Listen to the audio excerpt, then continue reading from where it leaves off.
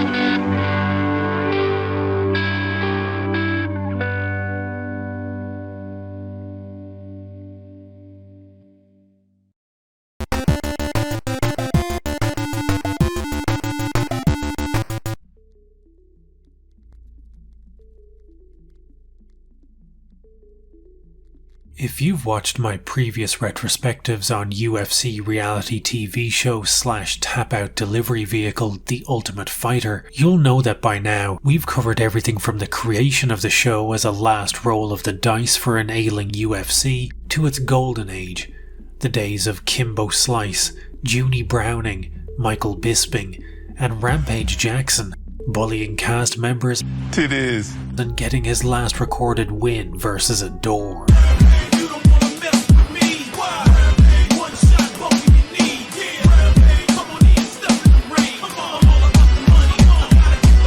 By the 2010s, the Tough formula and reality TV in general was wearing thinner than Dana White's hairline.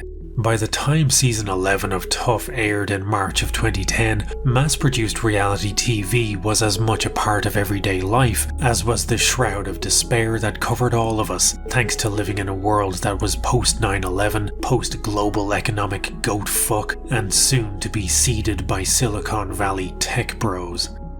As such, the 11th season of Tough was welcomed with the kind of enthusiasm normally reserved for the announcement of yet another Brendan Schaub podcast. And yes, you heard that correctly. By 2010, we were already on the 11th season of a show that was only 5 years old. In their effort to wring every last drop from a teat that was already more desiccated than King Tut's dick, the UFC were committed to producing 2 seasons of Tough per year. While on the surface, Tough existed to find the greatest unsigned fighters in the world, success on the show did not easily translate to success in the UFC. In the 5 years it had existed, Tough produced 13 winners in total, and by 2010, only 3 of them had won a title. And of those 3, Tough Season 4 winner Matt Serra's reign was shorter than that of the average wife of Henry VIII, with 0 successful title defences. It was starting to look like the whole concept of using reality TV to find the hottest fighting talent was a concept best left to Jersey Shore. By season 11, Tough was no longer a novel or exciting product, and it wasn't the star-making vehicle that the success of season 1 had hinted at. But while the trajectory of Tough over the course of the 2010s mimicked that of the Titan submersible, there was still some enjoyment to be had. There's cocky and there's confidence, right? And cockiness is always good. So for now, let's imagine it's 2010 and Tough is still a tentpole product for the UFC. Miracles by ICP has people all over the world pondering philosophical conundrums. Fucking magnets, how do they work? YouTubers are practicing the lost art of turning people's trauma into catchy musical remixes. And in March of 2010, Season 11 of The Ultimate Fighter premiered. It may have been the beginning of a new decade, but to watch Season 11 of Tough was to be transported back in time to the sepia-toned days of 2004. Coaches for this season were the Iceman Chuck Liddell and the Bard himself, Tito Ortiz. But these were most definitely not the 2004 editions of Chuck and Tito. By 2010, Liddell and Ortiz had more miles on them than Google Maps. Both men were riding losing streaks, and so far removed from their prime, they'd need Maury Povich to prove they were even related to it. In fact, the losing streak Liddell was riding going into this season would never be broken, remaining stubbornly in place until the day he retired. Tito even went so far as to accuse Liddell of being an active alcoholic while on set, which was likely a veiled reference to Chuck's infamous drunk interview in 2006. How long have you been doing this, and how'd you get started in this? I was 12. Yeah? Watching Comfy Theater, and then Devils in between the clips. Right. And I really got interested in the clips and started teaching our books about my mom got me in a karate class. Well, hang in there. May the force be with you. May the force be what the fuck? But watching the season today, it's not difficult to see why Tito may have made that assumption. Who are the best four fighters here? I don't know, but I don't know. You don't have a top four? It doesn't matter. You don't? I don't really, no. You are not helping me here, my friend. I know I'm not. I'm not helping you, no. The last time we'd seen Tito on Tough was Season 3 back in 2006, and his last win had been versus his rival coach Ken Shamrock in the finale of that series. But in 2010, the UFC were bereft of real star power, and Tito and Chuck were still fairly big names. Chuck's star power was white hot after a 4-second long appearance in Drillbit Taylor. Back in my day, the kid was getting beat up. It's called childhood. And Tito was moistening the chairs of women all across the globe with his appearance as Uncle Sam in a music video for Butt Rock Also Ran's Seether. Yeah, that's right. Get mad, Seether fans. Just like all you fucking Strokes fans did, and delivering powerhouse acting performances in The Crow, Wicked Prayer. Shit. That's the freezer mom used to lock me up in. Tito's thing was acting. I was blessed with this God-given talent to act. He actually says that in an interview before. I don't know if you've ever seen Tito act, but acting isn't really his thing. Hell yeah, sick. I'd eat that shit up. Season 11 it's fine, I guess. It's nowhere near as bad as the exercise in sheer drudgery that was Rich Franklin's big old Bible boot camp in Season 2. Some of the guys were reading their Bibles together. Moses dies at the end of Deuteronomy. Oh, spoilers for fuck's sake, Rich. But far less entertaining than the in-house insanity of Season 8 or the infinite rewatchability of Season 10. Season 11 pulled 1.9 million viewers for the premiere, and while those are decent ratings, they're substantially less than Season 10's 4.9 million premiere. Notable moments in Season 11 include French fighter Norman Parisi, who proudly declared that he was going to dispel the stereotype of the French being softer than a kitten's sneeze. People say that French people are pretty soft or easy fight, and I can tell you you're wrong. And I think after this fight, the mindset of people about the spirit of French fighter are gonna definitely change. And then proceeded to quit in between rounds. What are you talking about? He's quitting. He's quitting. So Parisi's big thing is he was going to come on this show and he was going to prove to the world that the French aren't a bunch of pussies. Parisi would continue to fight until 2018, amassing a record of 14-6 and doing his best to prove that France is indeed more than just a baguette-chugging mime encampment. Those who thrive on drama were left wanting, as this season contained less beef than a Hindu's fridge. The only in-house drama came by way of a decidedly tepid beef between Casey Uscola and Jamie Yeager. Uscola accused Yeager of the heinous crime of stealing his hoodie, an accusation that was flimsier than a tough door when literally everyone is wearing the same tap-out hoodie. Junie Browning flinging glasses at people's faces, this was not. The most unsettling thing about season 11, however, is this guy. To go beyond myself, to accomplish my goals and accomplish this. Blink! For fuck's sake, blink! Rich Don't Blink Atenito was actually pulled from the competition due to an injury, a scenario which became a recurring theme in what would prove to be one of the most cursed seasons of Tough. Everybody's hurt. Rich has got a broken hand. Charlie's got a messed up foot. Clayton's got shoulder surgery.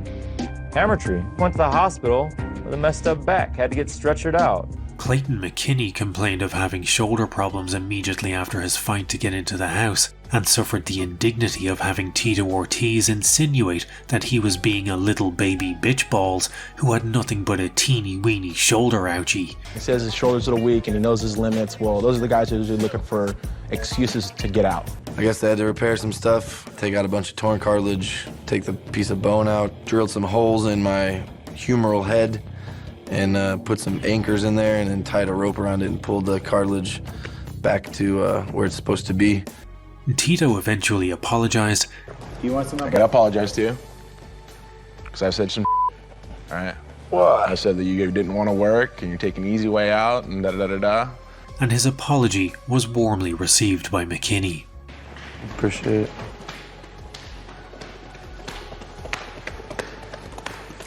One of the favourites to win the season, Nick Ring, was pulled due to an ACL tear, and Tito There's no quitting in the game of MMA. Ortiz pulled out of his season finale fight with Chuck Liddell after it was revealed that he required neck surgery due to having a comically oversized head. Tito pulled out of the fight.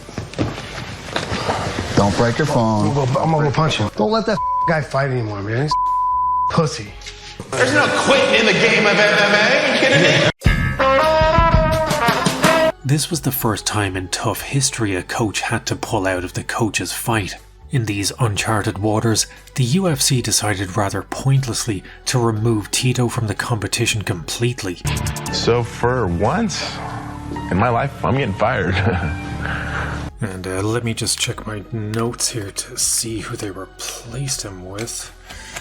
They revealed our new coach today. It's Rich Franklin. Moses dies at the end of Deuteronomy. Oh, for fuck's sake. Tito's withdrawal from what would have been the capstone of their trilogy meant that we were spared the dismal sight of two past their prime fighters shuffling around the octagon for a third time in a series where Chuck was already 2-0. But the ripple effect of Tito's neck injury would eventually birth something of a far more terrible beauty.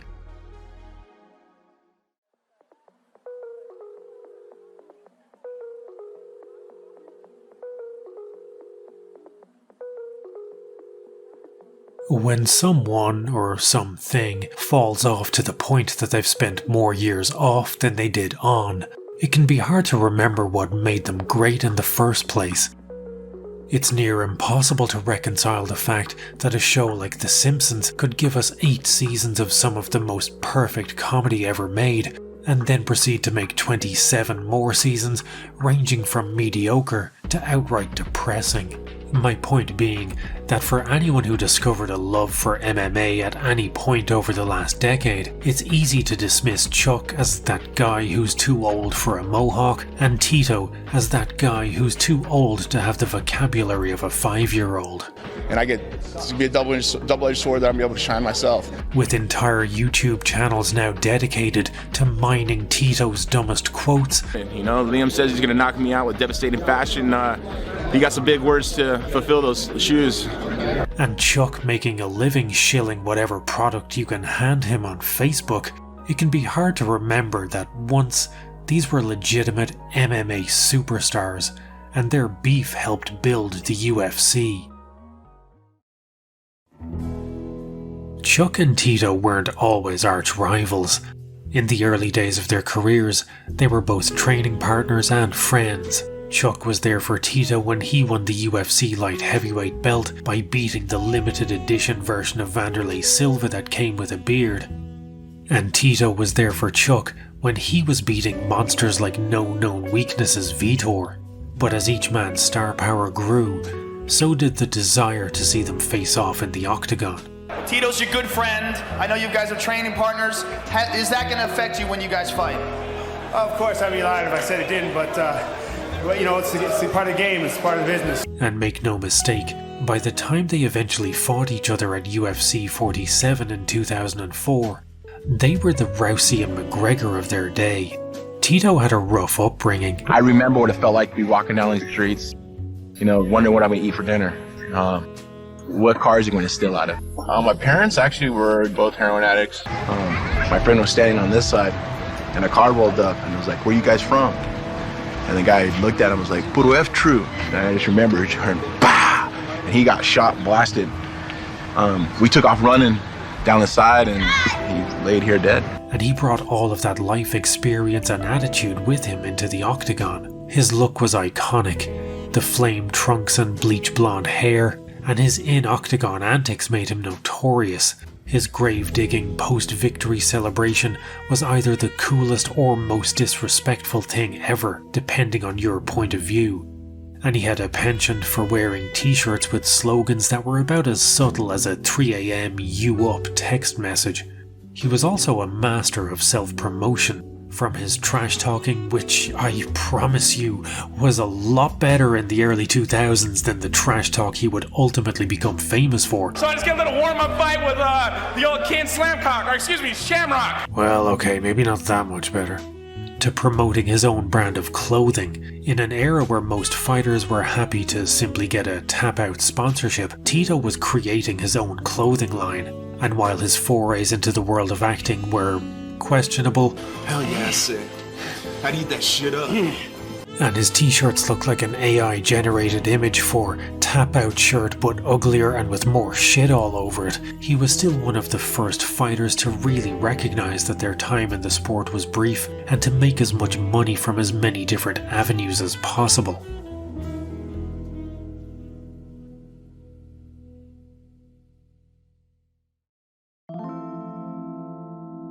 Chuck, on the other hand, was the anti-Tito.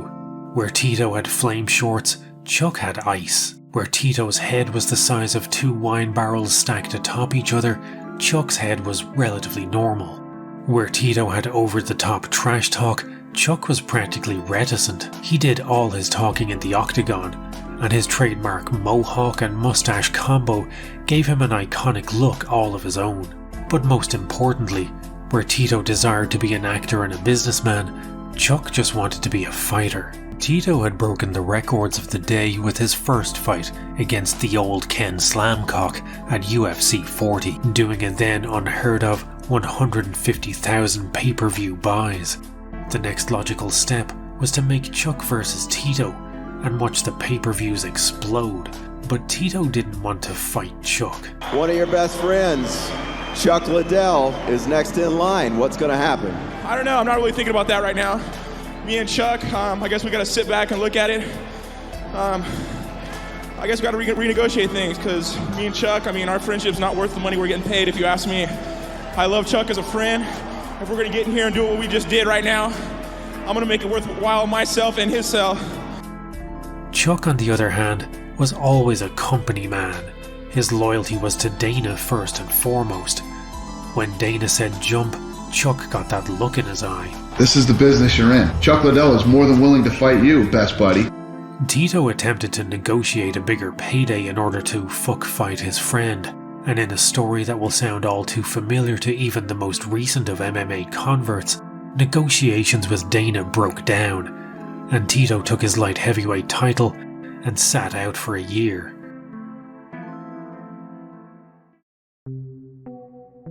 While Tito was sidelined, Liddell fought that rarest of earthly beauties, Randy Couture. This is no ordinary love.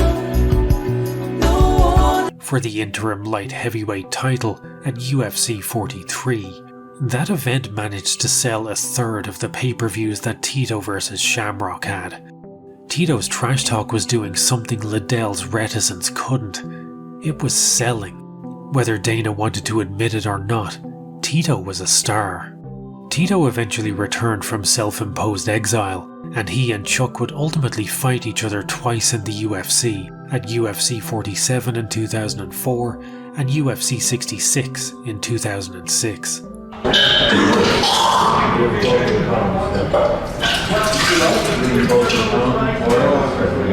I always have pre-fight rituals. They suck too. I throw up and I cry. That's just me, man. I'm an emotional person, and my adrenaline's rushing so hard, and if there's anything in my stomach, it's for surely coming up. When I walk out in the octagon, I feel tears coming down. It's just an automatic, and that's the emotions. Yummy. UFC 66 set a record for its day with over 1 million buys. 1 million buys in the days when the average person thought MMA was a joke sport made up for that one episode of Friends was unheard of. Chuck Liddell remains the light heavyweight champion!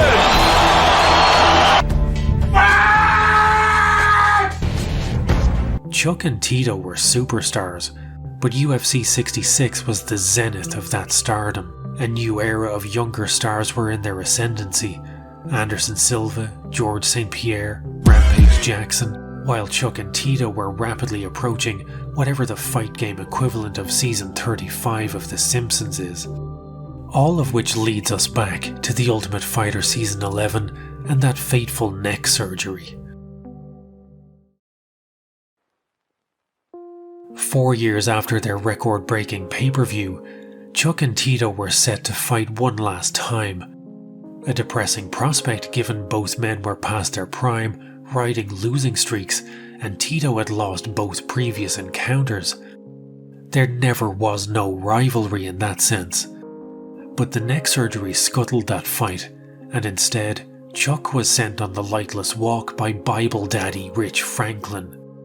He retired soon after. Most of all, I want to thank my fans, family, but anyway,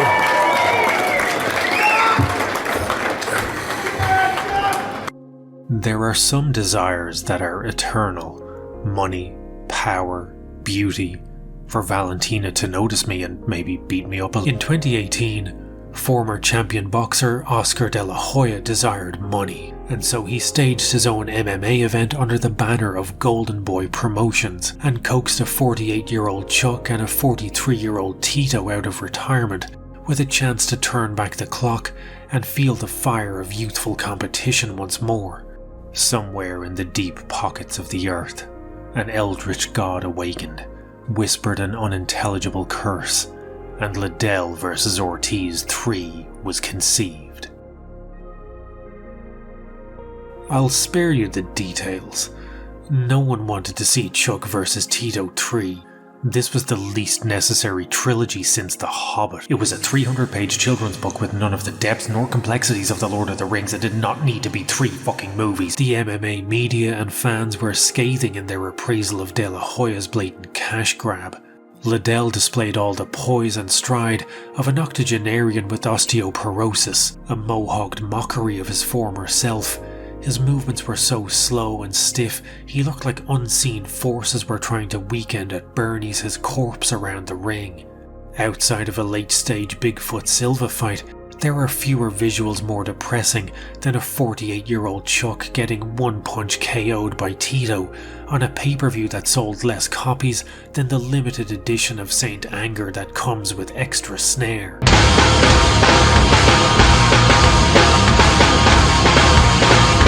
Tito would go on to have one more fight in which he choked out Alberto Del Rio, who coincidentally was the guy who wore a luchador mask while getting his head kicked clean off his shoulders by Mirko Krokop back in Pride. But fortunately for all of us, both Chuck and Tito remain retired till this day. There's a UFC-produced documentary about Chuck and Tito that was released to hype up the season 11 fight that never was. And it's worth watching today, just to see how spiteful and petty Dana White really is. Throughout the course of the hour-long video, Dana takes every shot at Tito imaginable, never missing an opportunity to put him down or make him look stupid, while at the same time lifting Chuck up as the paragon of badassery. And it's painfully obvious that Dana legitimately hates Tito for no reason other than Tito had the temerity to try and negotiate for a better piece of the pie. The documentary actually has the opposite effect, in that it ends up painting Ortiz as a sympathetic character, a man who really didn't want to fight his friend and seems genuinely upset at the prospect of doing so, a man who is just trying to make as much money as he can in a career that is nasty, brutish and short. The film ends with these title cards, which are an incredibly unsubtle way of saying Chuck is smart and got a vice president job at the UFC, Tito is a meathead still fighting to pay his bills. What it fails to mention though, is that Chuck never turned up for a single day of work, yet still collected the paychecks and was fired as soon as the UFC was sold to Endeavour, and that for all his faults, Tito at least managed to finish his career on a 3-fight win streak.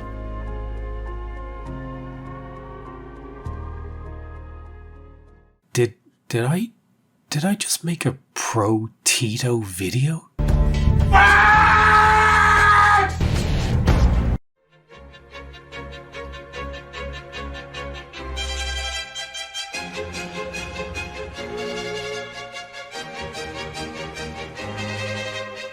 He's reaching for those grapes. He's trying to make his wine, and the wine's already sounding like a violin with that cheese and wine. Now it's about my kids. I want to live. I want to outlive my children. Of course, 100%. Boxing is is checkers, and MMA is chess. And it's gonna be a double-edged sword that I'm gonna be able to shine myself. I'm only 43 years old. I'm an old mature. I'm matured old. Very fast, but at the same time, my body hasn't matured great. That's better. As 2010 drew to a close, we'd seen earthquakes, the Occupy movement, and if further proof was needed that this era was an idyllic and innocent landscape compared to the one we inhabit today, it arrived in the form of Time magazine, voting the Stygian horror squirming within a human skin suit, Mark Zuckerberg, as their Person of the Year. I do jujitsu now. Please like me. I am not an eldritch abomination that will one day consume the stars and the very blackness behind them. Season 12 of Tough arrived in September of 2010. Compared to its immediate predecessor, Season 12 is far more entertaining, and that's mostly thanks to the dynamic of its coaches, welterweight legend George St. Pierre and welterweight Josh Koscheck. Yeah! As GSP himself put it, I'm the perfect good guy against the perfect bad boy. The season also had some pretty unique contestants, such as Cody McKenzie. McKenzie stuck out by being fairly antithetical to the average tough contestant douche bro stereotype. I'm also a commercial fisherman in Alaska, but I enjoy fighting a little bit more. He was unathletic, didn't seem to be particularly skilled. I'm from a place where we don't really have a coach. We do our own thing. We kind of just work off each other and train each other. And spoke like he was permanently higher than Steven Seagal's cholesterol. I'm looking forward to the house. Wish we could have some girls in it, but it's cool.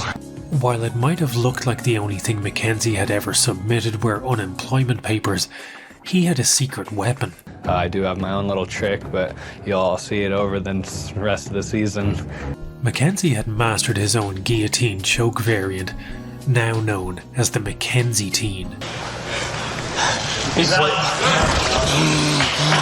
You know what George said to me? That kid's gonna win by guillotine choke. The guillotine, but guillotine's here. I flip it over and go this way so it hits both arteries, and sooner or later they'll go to sleep or they'll tap. Cody had 9 straight guillotine wins going into season 12, and he utilised the Mackenzie team to eliminate Team Koscheck's #1 pick, much to the chagrin of Koscheck. Koscheck was absolutely horrified when Stevens gets choked out unconscious in under 20 seconds by George St. Pierre's #6 pick. Horrified. Mackenzie was the kind of tough contestant who made great TV. In a house that looked like it was populated by Saints Row NPCs, Mackenzie looked as out of place as Sam Alvey at a Hall of Fame ceremony. While other contestants trained at high-profile gyms, he was the master of what appeared to be some real-life ninja shit he cooked up in his garage. Mackenzie was like if Season 1's Jason Thacker had actually trained MMA. Cody, I don't know what his deal is. I'm still scratching my head regarding that guy, you know. If I had his looks and, you know, his, barreled chest, you know, I wouldn't be talking too much, you know, because I'm going to get one of my guys to smash him. Much to the joy of Koscheck, Mackenzie was eliminated in the quarter-finals. Down goes Mackenzie. Down goes Mackenzie. But thanks in part to his quirkiness, Cody was given a UFC contract, and under the UFC banner he amassed a record of 2 wins, 4 losses. His career would barely qualify as a footnote in UFC history, if not for the fact that he was semi-responsible for the UFC turning this into this. At UFC on Fox 9 in December of 2013, Cody fought Sam Stout. Nothing unusual there, aside from the fact that Mackenzie was wearing a pair of basketball shorts fresh off the rack at Target that still had the price tag on them. Halfway through the fight, Herb Dean was forced to rip the price tag off like an over-enthusiastic shoplifter. What that was UFC amateur hour. If it's not bad enough that he's out there with basketball shorts on, okay? How about he's got the price tag still on the shorts during the fight? It was that's one of the weirdest things I've ever seen. Cody Mackenzie's a strange dude, but it's not Cody Mackenzie's fault that that happened tonight. That's the UFC's fault, and it's not to mention the fact that we're here for a show on Fox, and it's pretty damn embarrassing. A little over a year after Shortsgate, the UFC took its first step towards auctioning off its own identity and commodifying its soul when they introduced the universally hated Reebok Fight Kit. Thanks, Cody. Greatest day of my life. You can never know how great it feels. There's no words to say it, man. You gotta get in here to know how it feels.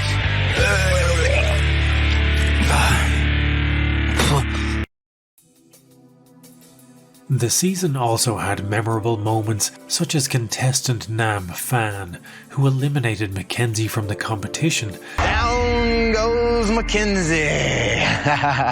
Down goes... And also eliminated several million potential competitors in the Tough House shower. Nam Fan caught whacking his kazam.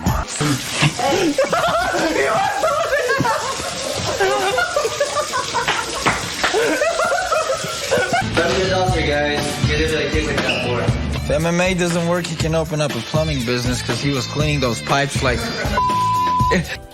Another larger-than-life character was Alex Caceres, a man who exuded Adesanya levels of kung fu and anime-loving weebery. Caceres managed to irritate almost every single person in the house thanks to his permanent shit-munching grin and an ego larger than an original Xbox. Fellow contestant Sako Chivichian was so incensed by his antics, he rather comically tried to assault him with a crumpled napkin.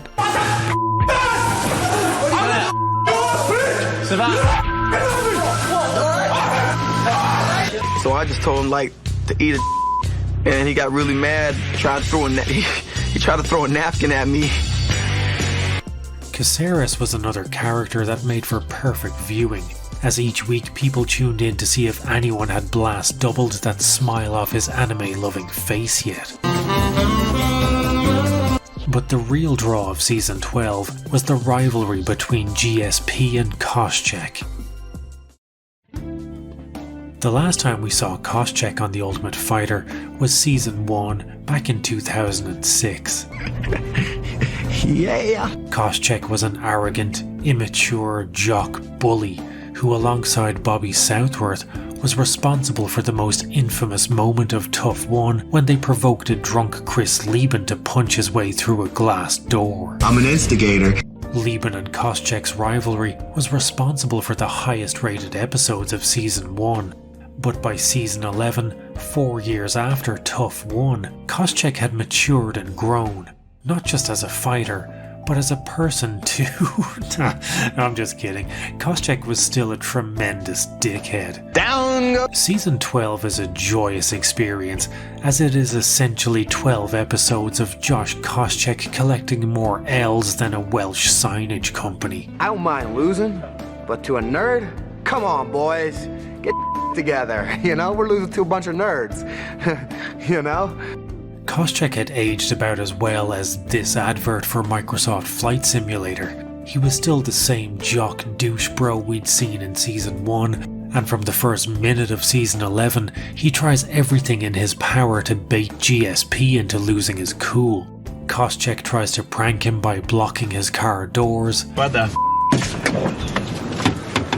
I've been bullied at school, you know, all my life, you know, growing up, and it's not something new. I'm used to deal with things like that, you know. A lot of people, they take my kindness for weakness. But the most surprising thing about this prank is that GSP is driving a fucking Toyota Camry. He harasses GSP's fighters. This ain't Alaska anymore, homie. He makes painfully unfunny gay jokes. Alright, I'm training him. Do I look good in mine? Cute, right? All those guys in the stands, you like them looking at you? In the Speedos? No?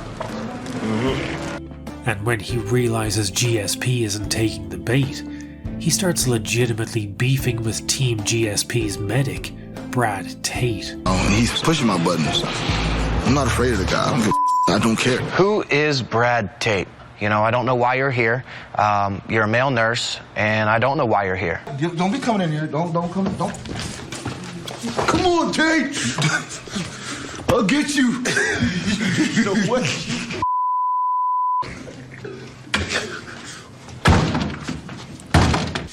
Don't. Right in your face. He depassed me, which, if you're gonna embarrass me, you're gonna do more than that. Oh, look at you flinch right. You're a male nurse, bro. Dude, is that the fish? I'm gonna you up in about 2 minutes. So I got 120 more seconds? Listen, bro. Why are you putting your hand? It's often said that when someone is operating on a higher level than their peers, that they are playing four-dimensional chess. But GSP wasn't playing four-dimensional chess. GSP was operating on a plane so far removed from Koscheck's that he was playing ASCII Dwarf Fortress with the fucking Steel Battalion controller. GSP is a titanic brain tactician who would go to extreme lengths just to mess with his opponents' heads. If you look at the fight closely, in BJ Penn entry to the octagon, when he's walking into the octagon, you can see how I cheat. I hire a man to kiss BJ Penn on the mouth on his way to the octagon. And at that precise moment, BJ Penn lost all his strength and all his focus, and the fight was mine. It was even rumored that GSP hired Brad Tate solely for the purpose of antagonizing Koscheck. I believe that George didn't want the pressure of talking, so he hired this guy Brad Tate to come in, run his mouth, and pretty much get under my skin. Smart move, George, because it worked. You cannot outmaneuver GSP. He is the Erwin Rommel of MMA. He's playing XCOM on Iron Man mode, while you're playing the Bureau XCOM Declassified, which actually wasn't a bad game really. I mean, when you think you've gotten one over on him, GSP is already 10 steps ahead. Koscheck, a man who doesn't seem to understand the concept of motorboating, never stood a chance. I'm gonna run over there and probably just, get in George's face and motorboat his ass.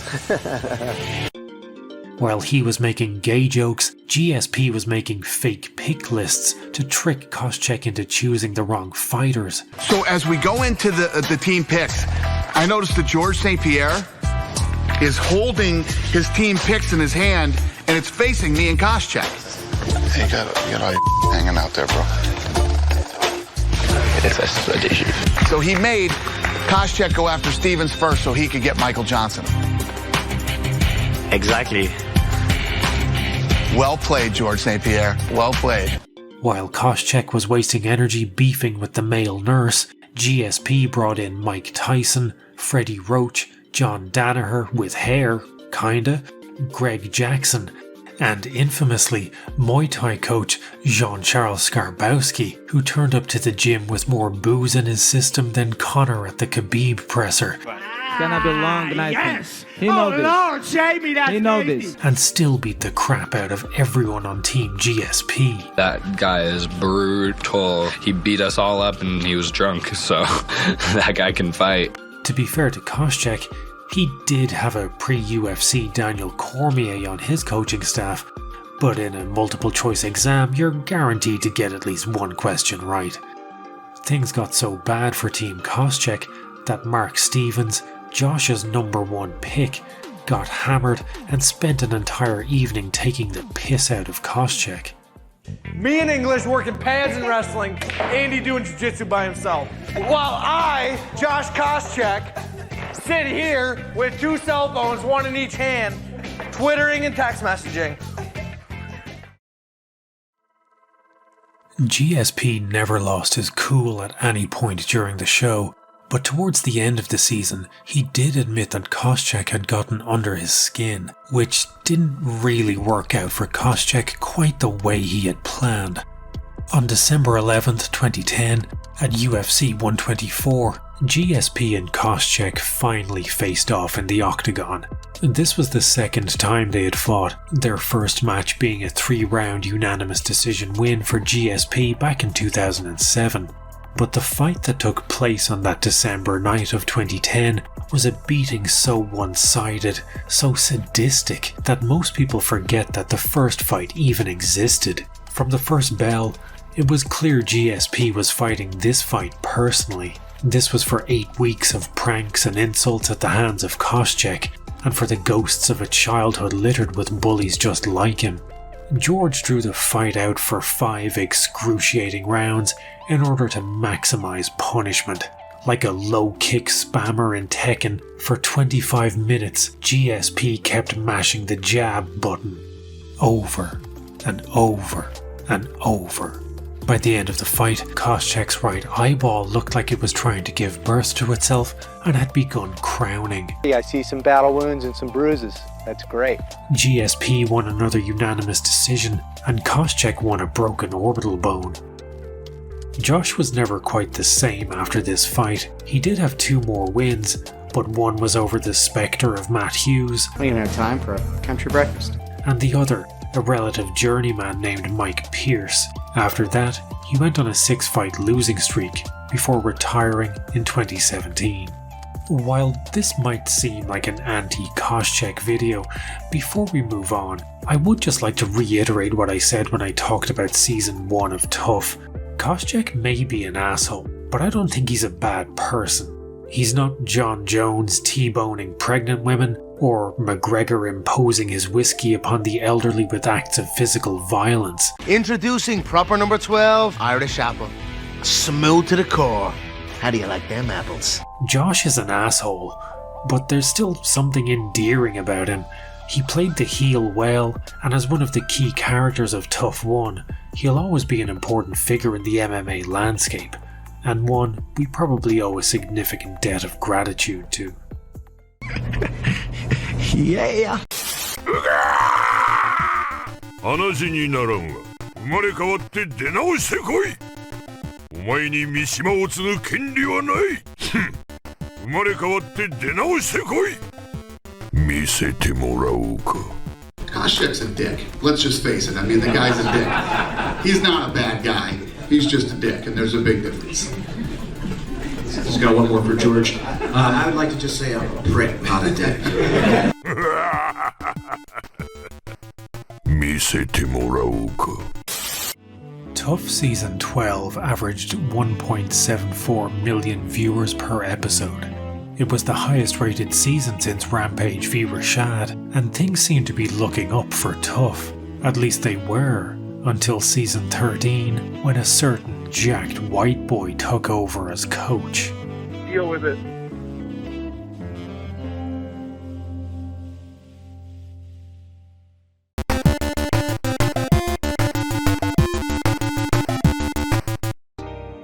Season 13 aired on the 30th of March 2011. Tough 13 is generally about as well regarded as the Power Slap mobile game. Blue, right on one. That was juicy. To go back to that Simpsons analogy from earlier, Season 13 of Tough would be the equivalent of Season 10 of The Simpsons. This was the point where people first started to see a noticeable decline in the show, both in terms of entertainment and in ratings. The choice of coaches for this season was its first big misstep. Junior Dos Santos is one of the nicest human beings to ever take up a career in professional fisting, and anyone expecting Brock Lesnar to cut WWE style promos every episode would be left wanting.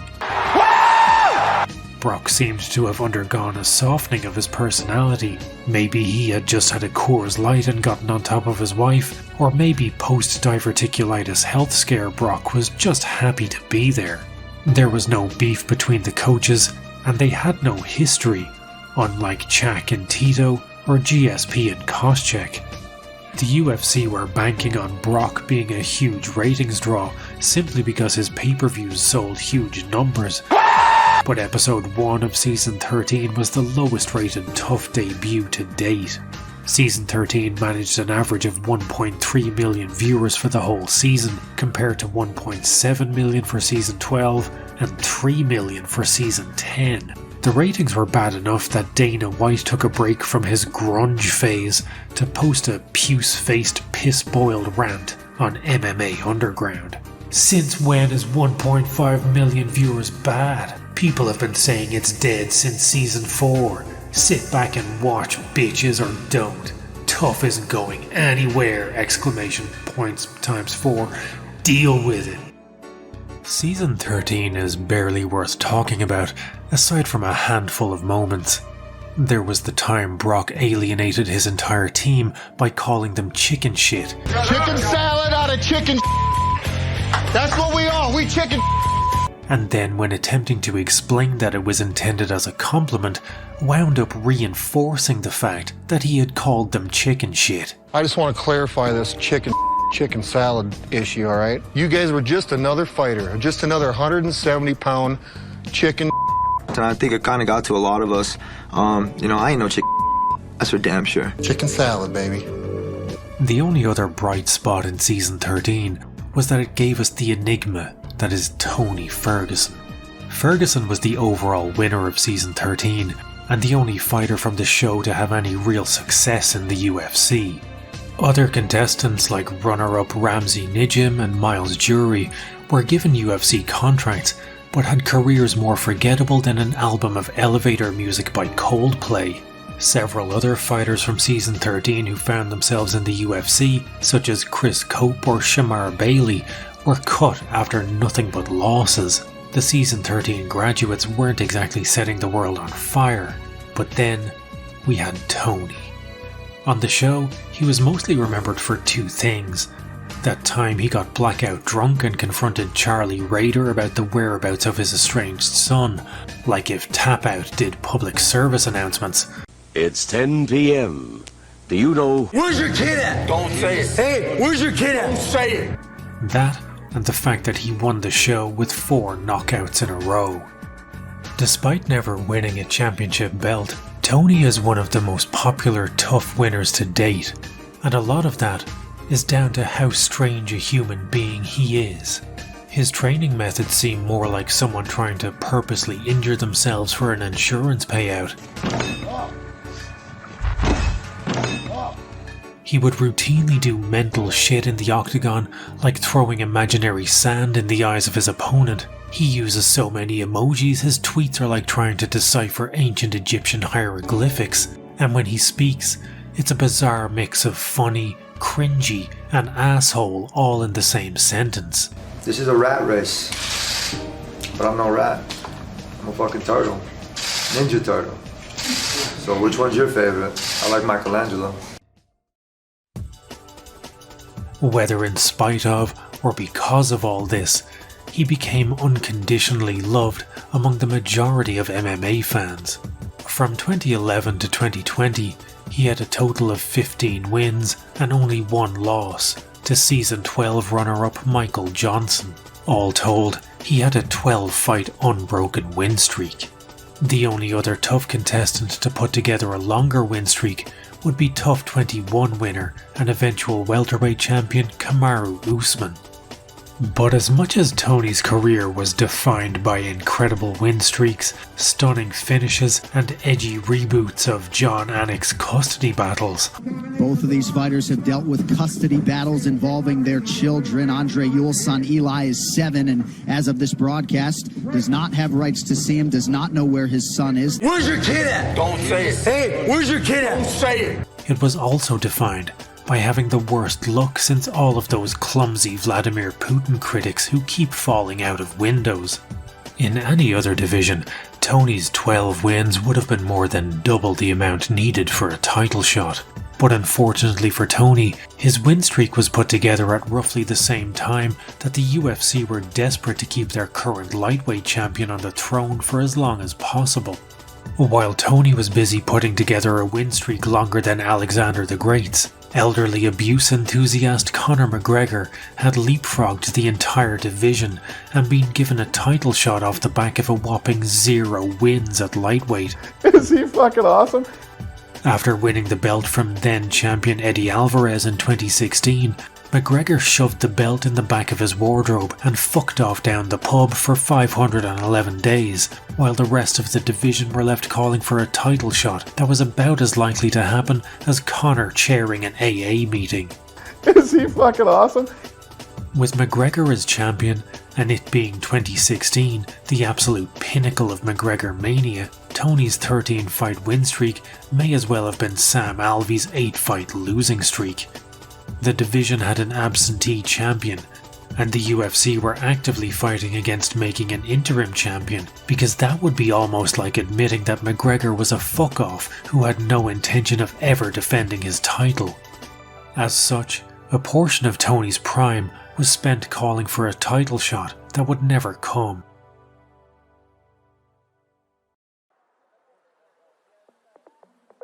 The UFC eventually realised that unless the belt was made of the purest Colombian nose candy, McGregor wasn't coming back to defend it.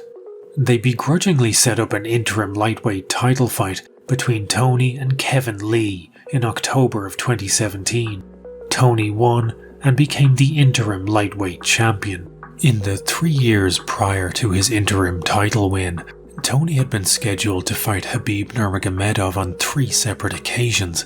Both men were considered by most to be the 2 best lightweights in the world, and this matchup so highly anticipated, it was like a new Zelda game to Nintendo fans, a new God of War game to Sony fans, or a game to Xbox One owners. But whether due to injury, illness, or infamously the time Khabib overdosed on tiramisu and couldn't make weight, the fight was cancelled all 3 times, almost as soon as it was announced.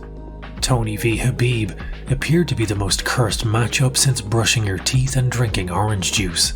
But at UFC 223, on April 7th, 2018, the two would finally fight for the right to call themselves the lightweight champion, after McGregor was finally stripped of the title after 511 days of inactivity. It's also worth noting that the UFC were so desperate for McGregor to come back and defend his belt, they literally waited until the day of the fight between Tony and Khabib to strip him of the title. But fate would have more twists in store, as UFC 223's fight week would go down as the single most chaotic week in MMA history.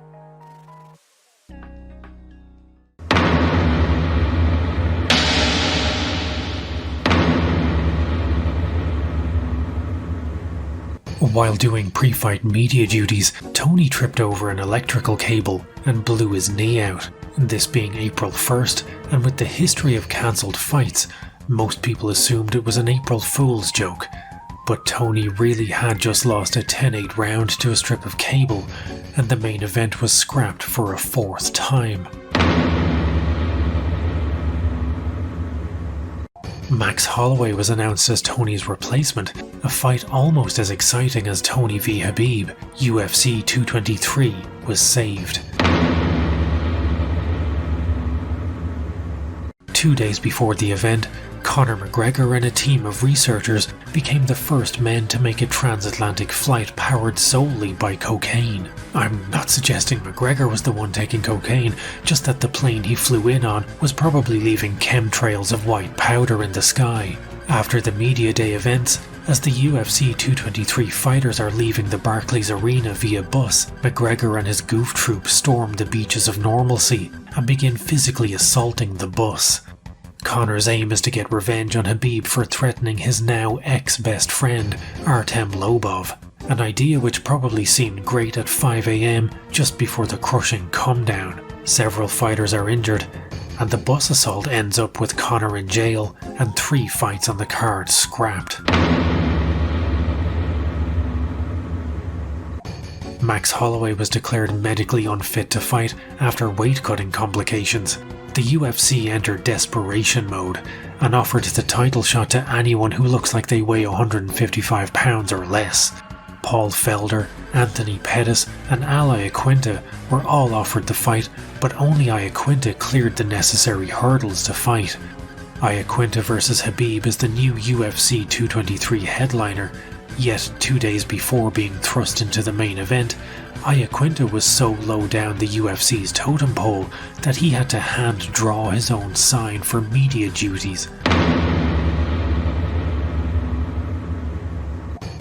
Iaquinta misses weight. Out of options, the UFC collectively say fuck it anyway and let the fight go ahead. But now, Iaquinta is ineligible to win the title even if he were to miraculously beat Habib somehow. But he doesn't, and Habib wins the lightweight title in a fight more one-sided than my relationship with Valentina and one of the most farcical main events in living memory. Tony would never get to fight Habib. The prospect of a prime Tony versus a prime Habib disappeared like dust motes in a sunbeam as their 5th and final attempt at a fight was waylaid by a global pandemic. Tony's 12-fight win streak would eventually be snapped on the 9th of May 2020 by Justin Gaethje. His first loss since 2012 had been preceded by an apparent mental health crisis, which forced his wife to take their son and flee the family home after Tony had reportedly not slept for 3 days and began tearing his house apart, flinging holy water over his wife, and was convinced that a computer chip had been placed in his leg post-knee surgery. We've been trying, us and his management team has been trying to get him help, and we've been trying all year for him to get help, and he refuses, and now he's to the point where he's Has he been diagnosed really bad. with anything? No, because we haven't been able to get him. Able to take him? Okay. Yeah, he's actually worse. And did he hurt you or your children? No. No, you're okay. Doing really just random stuff, like he puts holy water on me. I don't know what's going on with him. Thankfully, Tony sought help and appears to be in a much better place today, but his career post-2020 has been an exercise in misery for fans of the man once known as the Boogeyman.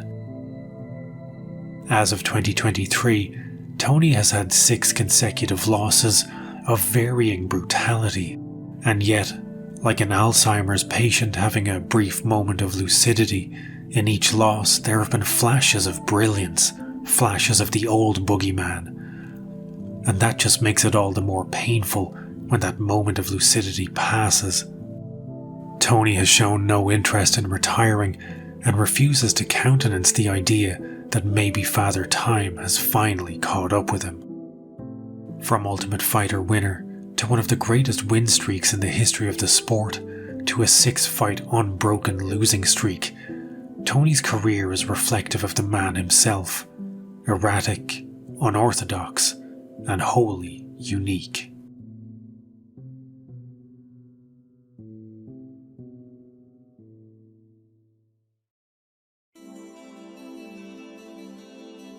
Post-season 13 was a tumultuous time for TUF. Season 14 aired in September of 2011 and is generally well regarded thanks to the banter and pranks between coaches Mayhem Miller and Michael Bisping. Pay attention to the situation, Miller.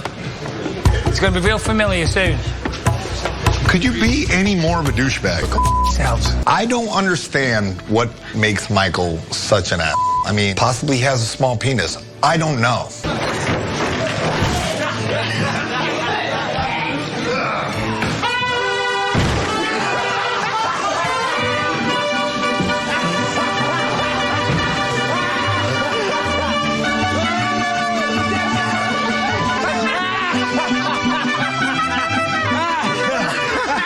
I was choking to death laughing my ass off because their team literally scurried out of the room like a bunch of rats right into a mariachi band. What the was that? This season had a flood of talent and produced some genuinely great fighters, most notably John Dodson and TJ Dillashaw, who, despite being runner-up on the show, was a hot prospect who would surely go on to a glittering career with no controversies whatsoever. Foreshadowing is a narrative device in which suggestions or warnings about events to come are dropped or planted. But season 14 underperformed in the ratings, possibly due to TUF fatigue after the disappointing season 13. It averaged 1.5 million viewers, which was an improvement over season 13, but still less than season 12. The UFC needed a change-up of the formula, and for better or worse, mostly worse, that came with season 15. Also known as the live season.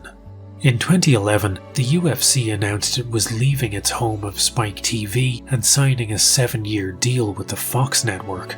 The Ultimate Fighter had aired on Spike TV from the very beginning, so the move to FX was a relatively big shake-up. The edginess of the Spike TV era was sanded off. Gone were the gratuitous ring girl close-ups and chain link fence graphics, in were Twitter handles for every fighter and an overall sense of a show striving for maturity.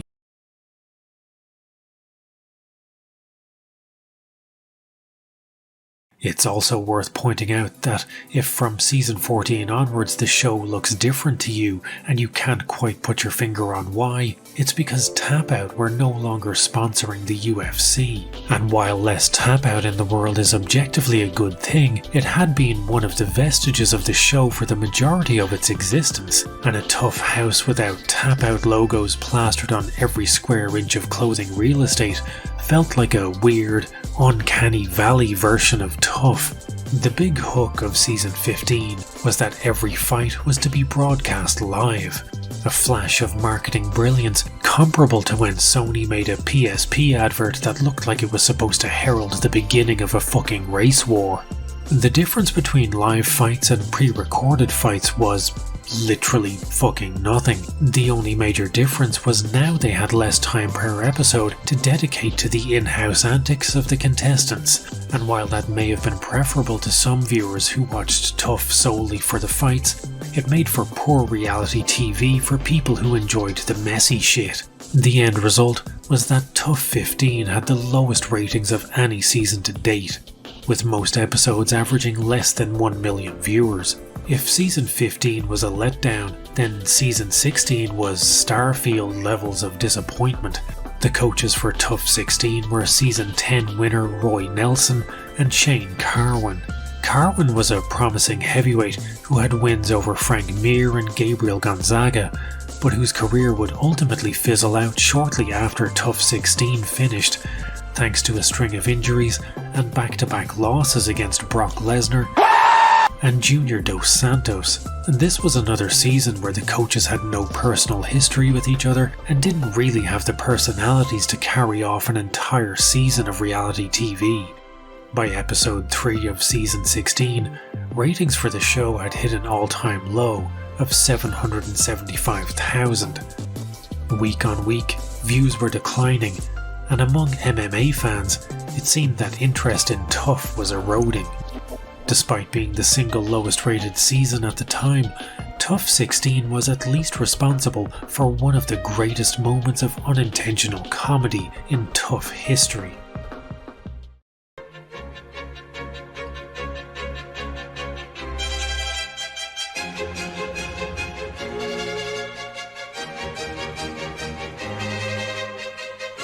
After an all-night drinking binge, contestant Julian Lane begins acting erratically.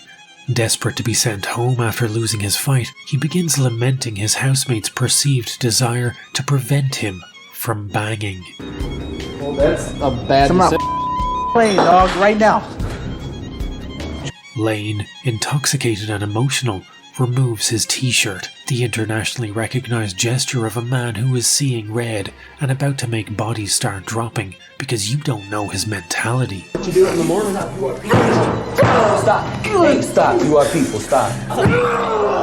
When his bros can no longer hold him back, he pleads with anyone he can find to just let him bang, bro. Let me bang, man. I want to do that, man. Let me bang, bro. I do. Let me bang, I man. do let you bang. Hey. Let me bang again, man. I let you bang. Lane's "Let Me Bang Bro" speech has more layers than a Christopher Nolan movie about lasagna. From Lane's undignified whimpering to his housemate's reassurance that he does indeed let him bang. I do. Let me bang, I man. do let you bang. To Lane's retort of "let me bang again," and the implication therein that there have been multiple previous bangs, like the Mona Lisa in a tap-out shirt or Michelangelo's David with tribal tattoos. Julian Lane's "Let Me Bang" is a mimetic masterwork of unintentional bro comedy. It's 2013. Long before it became a cryptocurrency, the internet was obsessed with an adorable dog and some Comic Sans font. A rapper named Viper was shaming people all over the world for not taking Class A drugs when his track "Yule Cowards Don't Even Smoke Crack" went viral. What's up with that? Y'all cowards don't even smoke crack. And in January, season 17 of Tough was a surprising return to form for a show that had been floundering since its departure from Spike TV in 2011. Season 17 would prove to be one of the last genuinely enjoyable seasons. Coaches this time were the American gangster Chael Sonnen and the American psycho John Jones. You like eye gouging and kneecapping people? They're okay. The UFC rule sets are a little too restrictive for my taste, but when I realized I can cripple people with oblique kicks, I think I really came into my own commercially and artistically. Sonnen would coach The Ultimate Fighter twice, and while we're here to discuss Tough 17, it would be remiss of me not to briefly mention his most infamous Tough moment when he coached alongside Wanderlei Silva on Tough Brazil. In the run-up to his fight with Anderson Silva, Sonnen had spent more time shitting on Brazil than a backpacker who overdosed on acai bowls. Well, Anderson's a fraud. He's a liar and he's a thief. This guy's not from a bowing culture. You bow in Brazil, they'll hit you over the head and take your wallet out of your pocket. I picked my medium very carefully when I talked about Brazil. I went to the internet. And if I had the foggiest idea that they had computers in Brazil, I wouldn't have done that. I really didn't know. Wanderlei was rightly aggrieved. While Sonnen was just trying to sell the fight, at times his trash talk crossed the line into something you'd expect to hear from a podcast on Rumble boasting double-digit views. When I was a little kid, I remember going outside, I sit around with my friends, we talk about the latest technology and medicine and gaming and American ingenuity, and I look outside and Anderson and the Brazilian kids are sitting outside playing in the mud. Wanderlei confronted Sonnen and began yelling something that archaeolinguistic experts believe were the words, "What now?" Wanna know? Please stop. Samman, who looked like he had arrived on set directly from dropping his kids off at soccer practice, took no chances and shot a blast double on Silva after uttering the now infamous phrase, "I can't let you get close." Whether he meant physically or emotionally, we'll never know. What we do know is if you listen carefully, the cherry on top of this flip-flop shod farce is that Chael mumbles the words, "fucking amateur," mid-takedown. Samman was famous for being arguably the best trash talker the UFC has ever seen. Actually, there's no arguably about it. If you gave Conor a team of writers and 6 weeks to prepare, Chael would still cook his ass right off the cuff. Wanderlei, you are an immigrant from Brazil. I am a gangster from America. Are you sure you want to play that game with me? Listen, Wanderlei, I will do a home invasion on you. I will cut the power to your house, and the next thing you hear will be me climbing up your stairs in a pair of night vision goggles I bought in the back of Soldier of Fortune magazine. I'll pick the lock to the master room door, take a picture of you in bed with the Nogueira brothers working on your jiu-jitsu. I'll take said photograph, post it at www.dorksfrombrazil.com. Password, not required. Username, not required. That, Wanderlei, is how you threaten somebody, dummy. His entire career was spent playing a WWE-style heel character, but back on Tough 17, he was routinely dropping this facade to give some of the most grounded, sensible, and realist advice that had ever been heard on the show. To ask you a personal question, I have a constant struggle battling myself. That's what I was. I think at one point in my career, I just lost a lot of confidence. And you know, I have people saying, "Oh man, yeah, you're this, you're that." It's different when they see it, but if you don't see it for yourself, I don't think it's worth nothing. Yeah, I could finish every sentence that you were about to say. Here's the biggest thing that happened to me, is I had lost, X amount of fights by submission in the second round, right around 7 minutes of the fight, dominating up till then. I go, this just isn't physical. I got a mental problem, and I'm finding out where it's happening. So I treat it like an alcoholic, where the first thing I had to do was admit I got a problem and ask for help. And I went in and saw a guy, a sports psychology guy. One of the huge things that I realized that everybody's going through it. I used to think there was something wrong with me. I used to be really embarrassed about it. Conversely, Jones was very much in his babyface arc. Years before his mask of sanity would slip for the first time when he questioned the whereabouts of Daniel Cormier's cat. Hey pussy, are you still there? Before he played real-life Ridge Racer outside an OBGYN. Wow! Total destruction! And before the drunken arrest for spousal abuse, Jones was still maintaining the image of a man so righteous that when he goes to church, he doesn't take communion, communion takes him. Jones' coaching style was reflective of this, with bog-standard inspirational shit about the team being a family and how you just need to give 110%, the live, laugh, love of MMA coaching. While Jones was busy maintaining a persona somewhere between Jesus Christ and Jin Kazama, Season 17 was another talent-rich season, producing fighters like Josh Samman, Kelvin Gastelum, and notably, Uriah Hall. From episode 1, Hall was tipped to be the overall winner of the show.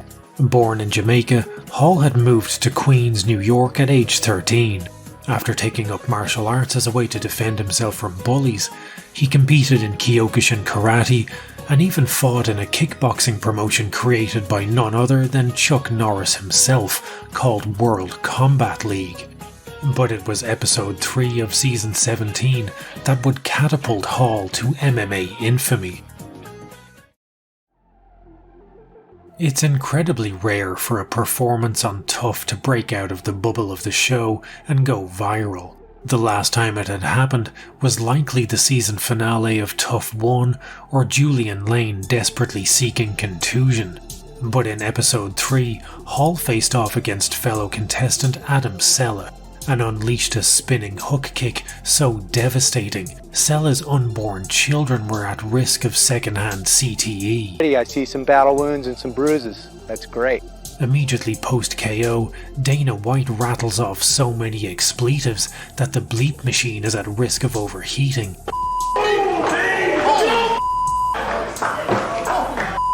As the initial hysteria over the knockout fades, it's replaced with something far worse.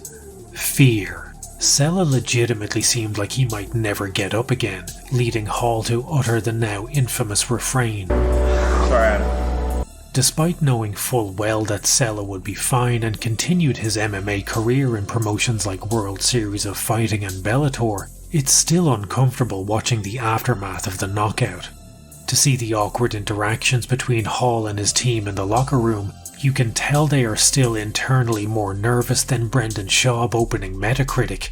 The unspoken concern amongst them is that Sella will be arriving for his next training session either in the back of a hearse or the front of a short bus, and that they may have to fight Hall at some point themselves. The unease is compounded when Steve Mazzagatti, a referee famous for reveling in fighters taking more punishment than necessary, has to be the one to reassure everyone that everything is fine and they didn't just see a man die. While the knockout of Adam Sella is the most famous KO of the season, Hall was responsible for another knockout that, while not as flashy, was far, far worse. If the Sella KO was nevermind, polished and packaged for mass consumption, the McDaniel KO was in utero, raw, guttural, and somewhat disturbing. In the quarterfinals, Hall fought Bubba McDaniel. The memory of the Adam Sella knockout was so fresh in everyone's mind that Hall became the Baba Yaga of Tough 17. McDaniel was mentally defeated before the fight even started. One of the very first strikes Hall threw flatlined McDaniel, and the fight was over. This kid is nasty. Dude, I'm telling you, when this guy knocks people out, it's scary in here. He is nasty. In one of the most disturbing tough moments, McDaniel lies prone as a pool of blood seeps across the canvas. McDaniel's panicked voice can be heard repeating over and over that something is wrong with his eye. You got caught. What's wrong? You're alright. What's wrong? Just stay there for a second. You're alright. Huh? Talk to us. What's wrong? Why is my eye up? You got caught. My eye hurts. Roll you to your side, okay? Okay. I just can't move. Alright. I'm gonna roll him to your side. Something wrong with my eye. Yeah, we're gonna work on it right now, brother. No, I mean like inside. Okay. Yeah, it's just cut right.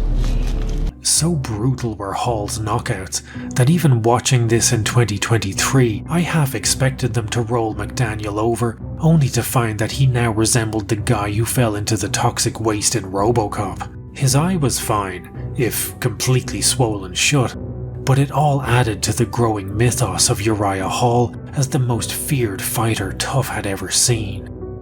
This guy is the nastiest guy in Ultimate Fighter history.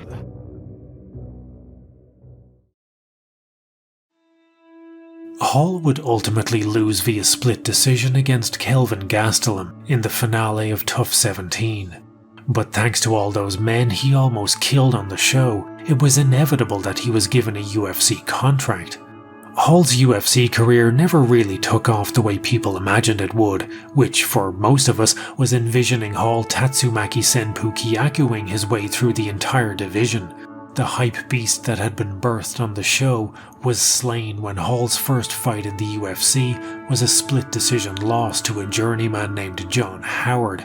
His career from there on out would be hit and miss. A 3-fight win streak here, a 3-fight losing streak there. He never put together the kind of resume that screamed title shot, and his two most impressive wins were a TKO of Gegard Mousasi and a TKO of Anderson Silva's Ghost.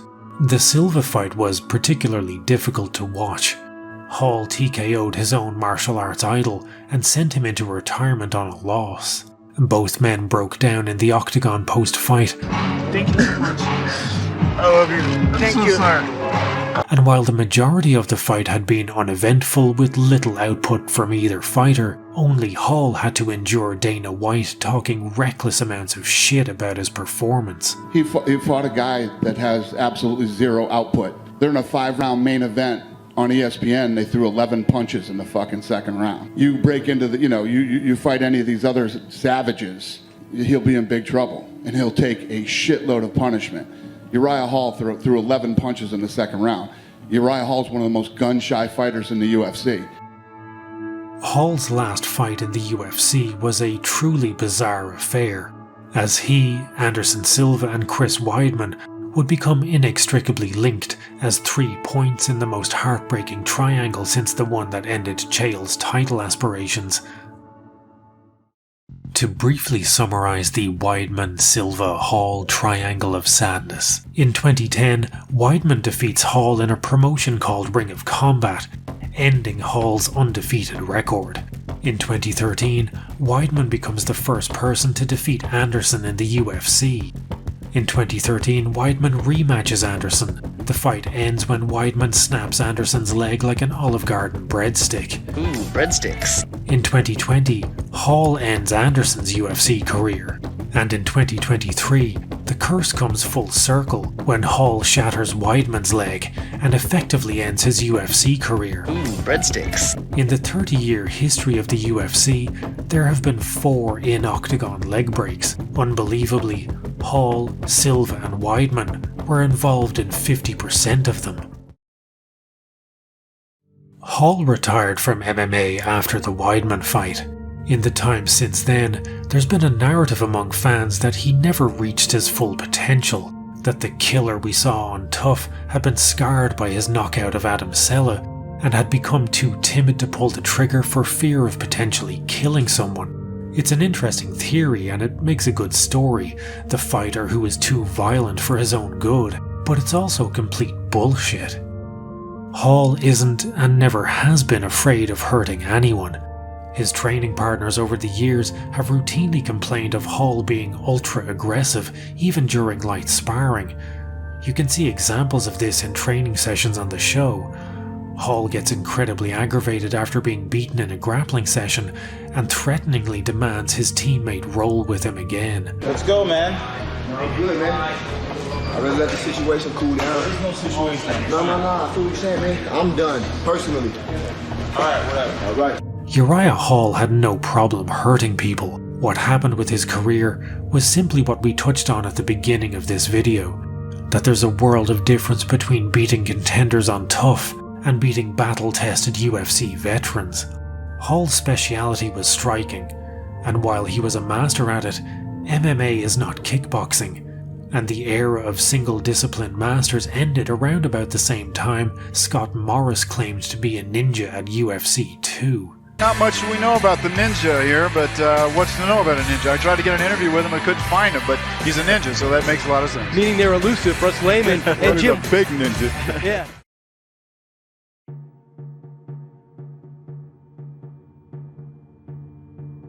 Another fighter of note on season 17 was Josh Samman. I'm just trying to take it as far as I can, push the limits, and hopefully when I look back on this experience, I'll be able to say that I did all I can to win. Samman made an impression early on when he used a bizarre double-fisted clubbing technique which drew derision from Jones but seemed to impress Chael. Not a move that I would recommend, but for some reason it works when he does it. I think Josh is for real. Samman was one of the standouts of the season. He was cocky, arrogant, and, Jesus Christ, look at this man. He looked like a fucking Greek god made flesh. He made an enemy of Uriah Hall after Hall described fellow housemate Tor Trainig as a professional cooker, to which Samman corrected him by saying, "It's called a chef."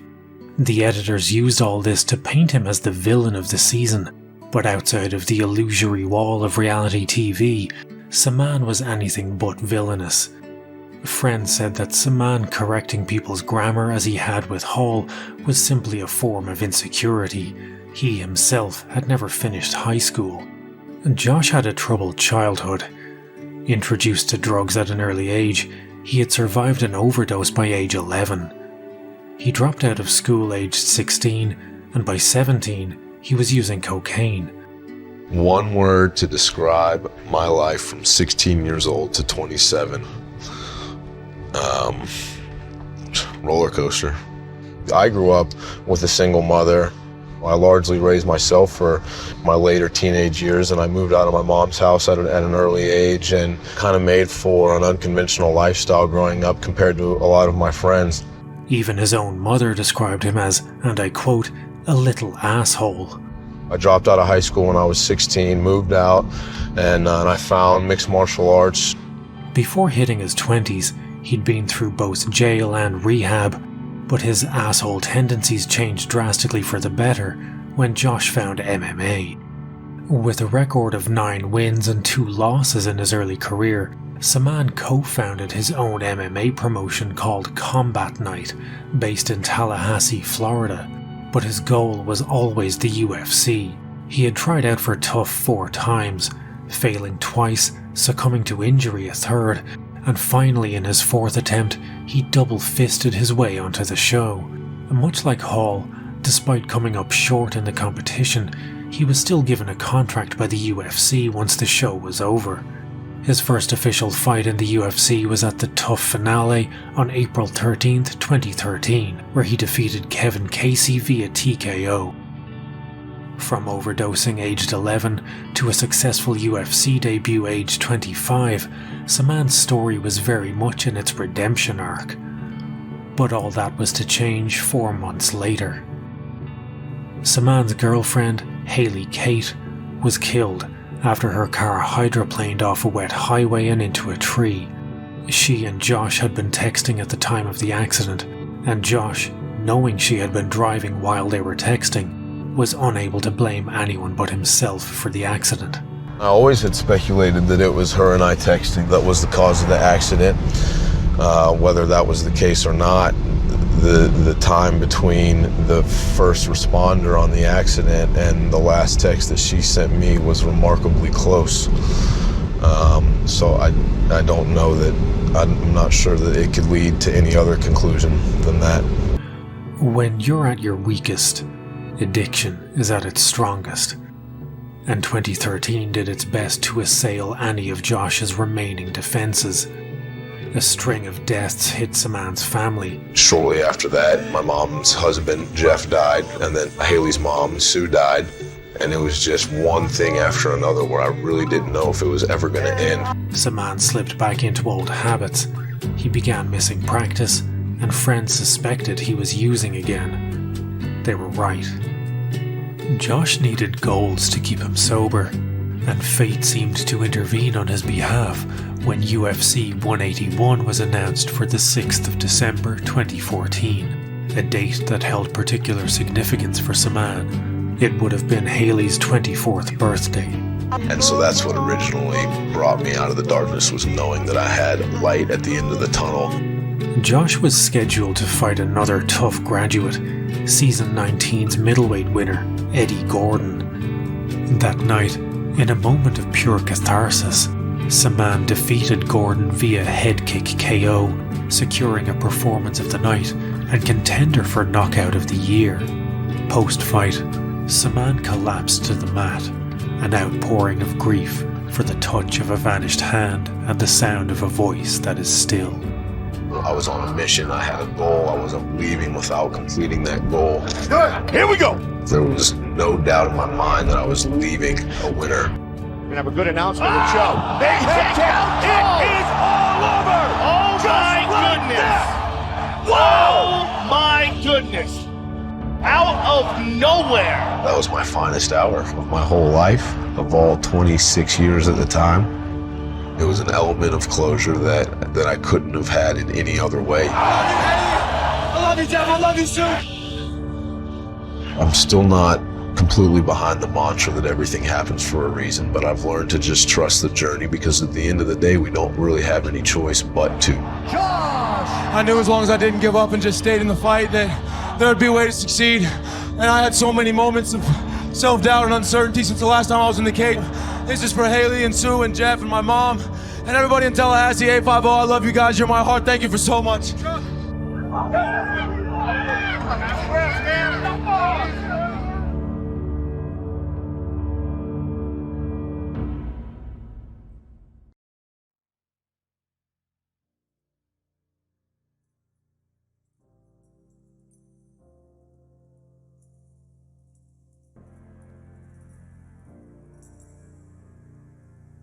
After the Gordon fight, things were going well in Josh's life. In July of 2015, he fought Cucuy Magalhães and secured another performance of the night victory. Now I'm just gonna hang tight, drink a beer, enjoy the rest of the fights, and see what the future holds for me. I'm just along for the ride, guys. I love this. In September, Combat Night celebrated its 50th event in front of a crowd of 4,000 fans. And in 2016, Samman poured all of that grief into an autobiography, and not a ghost-written slog like Matt Hughes' autobiography. Samman was a gifted writer. He was a columnist for Bloody Elbow and UFC.com, and wrote every page of his own story: the housekeeper, love, death, and prize fighting. And last, I think I'd like to write a book before I die. She was always telling me to write more, to tell stories. Well, do you think I'll be in your book, she asked, with genuine curiosity and naivety. Darling, if I had to guess, I'd say you'll be the whole damn thing. And she is. And she is. Once the book was released, things took a turn. Without that focus in his life, Samman became unmoored. He started partying again and lost his next fight.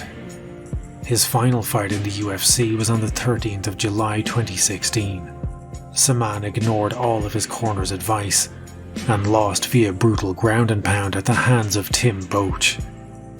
What none of us could have known watching this was that Samman had been partying and using cocaine shortly before the fight. Almost none of us commit suicide, and almost all of us self-destruct. In some way, in some part of our lives, we drink or we smoke, we destabilize the good job, the happy marriage. But these aren't decisions, they're impulses. Josh self-destructed.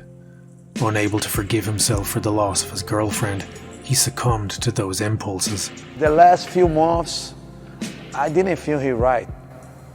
He was not the same guy. He was always sad. I remember one of the last times we trained, he was like he was not there. We stretching, and Josh was not there. He was sad. I said, Josh, what's going on?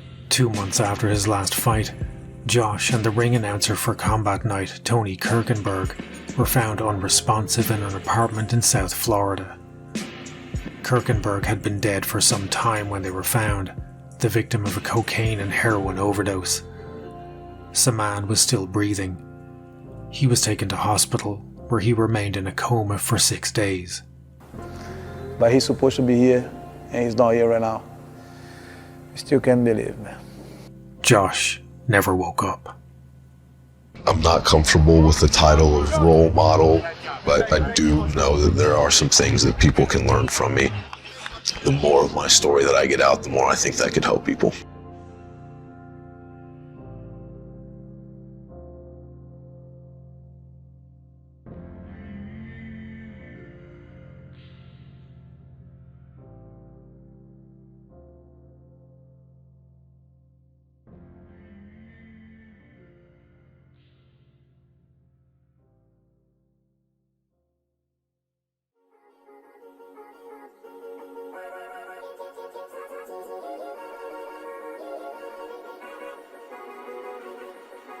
Okay, I realised that last segment was about as fun as a double bill of Grave of the Fireflies and When the Wind Blows, and probably has everyone rightly feeling a bit depressed. So here's a video of Biscuit to try and elevate everyone's mood. Rest assured, as we move on to the final part of the video, from here on out it's nothing but positive energy and hashtag good vibes only.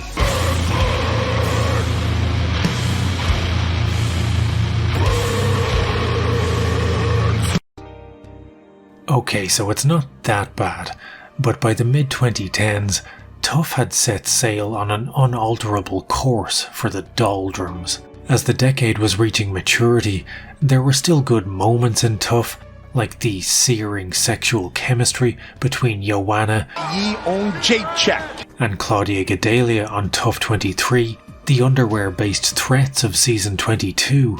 Take care of your underwears. I'm gonna you, man.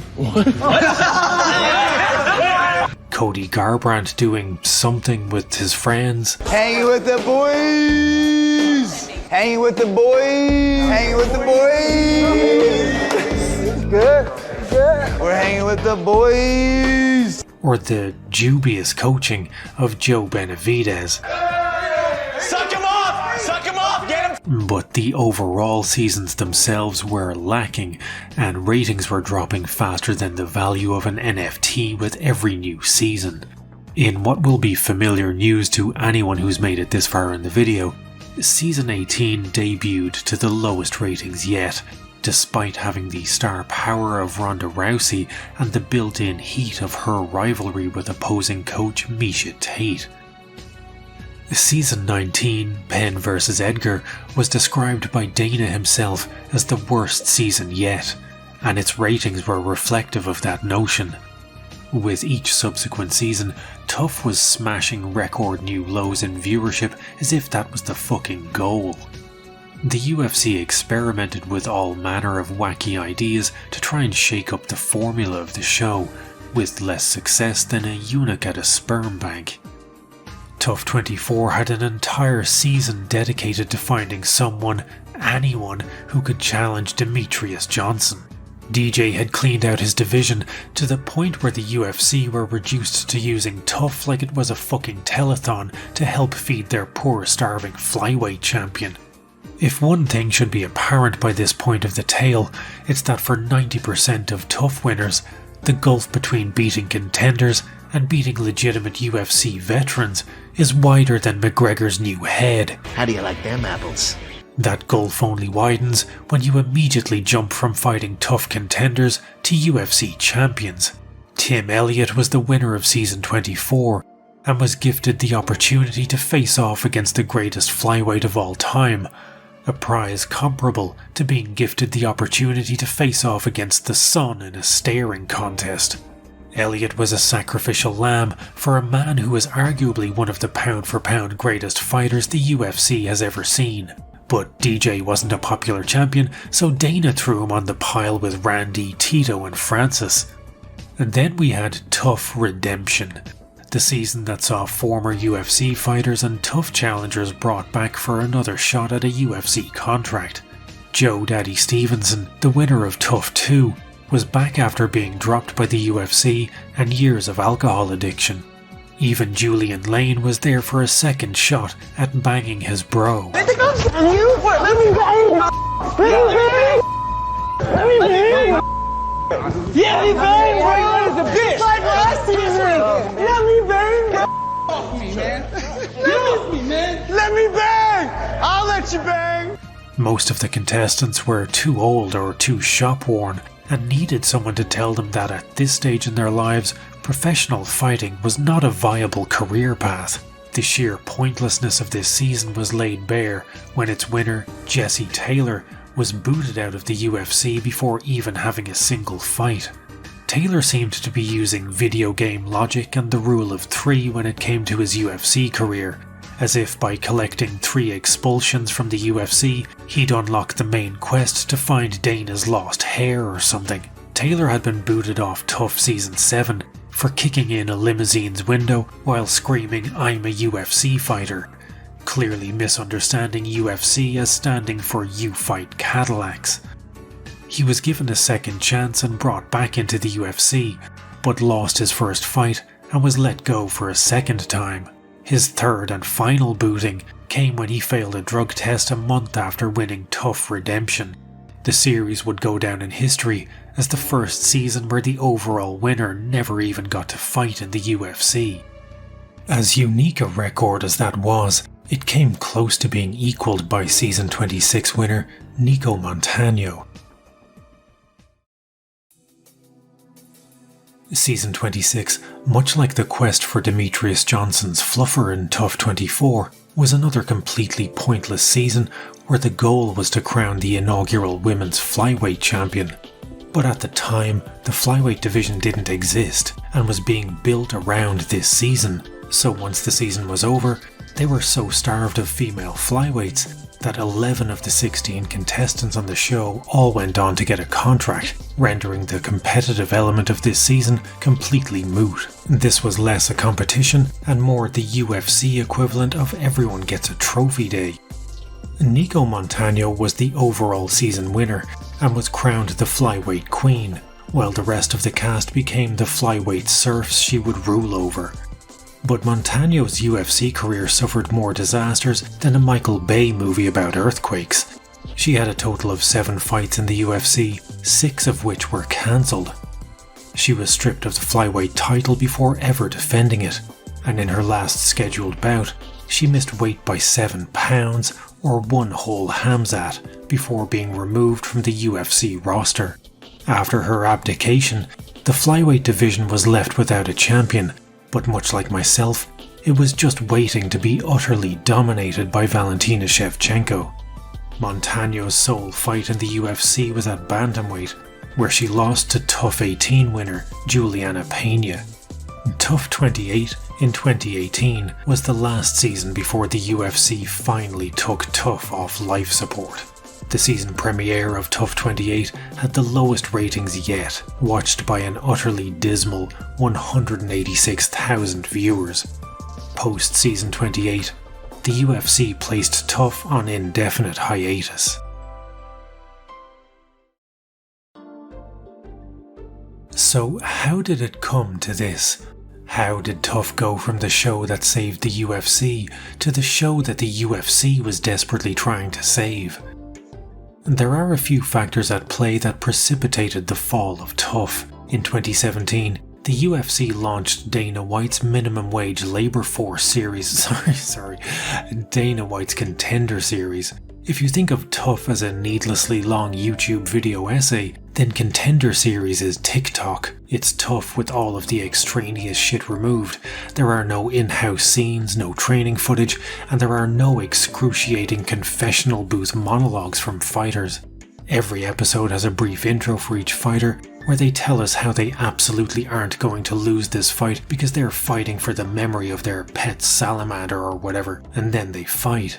The fighting to bullshit ratio of the average episode of Contender series is shockingly high in the favour of fighting. If you're an MMA fan who watched TUF but never cared for any of the reality TV stuff, then Dana White's minimum wage disposable labour force series has you covered. Another factor in the decline of TUF was simply that the show became incredibly boring. Around the late 2010s, each episode of TUF began to fall into an incredibly predictable pattern. The first half of the episode is confessional booth talk and home movie footage from Fighter A, wherein we are introduced to their family and friends and fucking grandparents, and we follow them on their daily commute to the gym. Then they tearfully tell us about how they're broke and refuse to lose because this is their one big shot. Then repeat that for Fighter B, sprinkle a couple of minutes of gym footage in there. You now have the formula for every single episode of TUF for the last 4 or 5 years. There's also the fact that when TUF was at its most enjoyable, MMA wasn't on TV every weekend. In those days, the UFC was on TV once a month if you were lucky.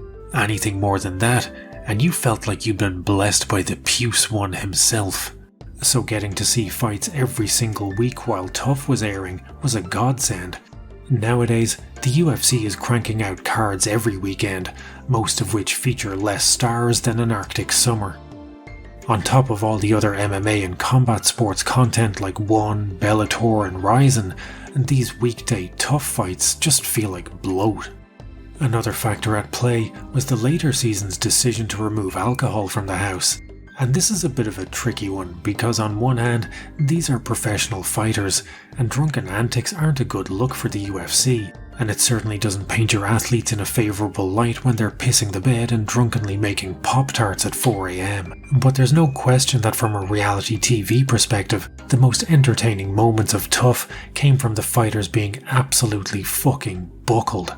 The Chris Lieben incidents in Season 1, Julian Lane's monologue about brotherly love, Tony Ferguson's PSA about Charlie Rader's son. Hell, Season 8 revolved entirely around the drunken antics of Junie Browning and was possibly the most entertaining season of all time. It's exploitative and it's trashy, but that's reality TV. The UFC were torn between trying to make TUF mature and also trying to make it a reality TV show, and those two concepts do not dwell in the same house.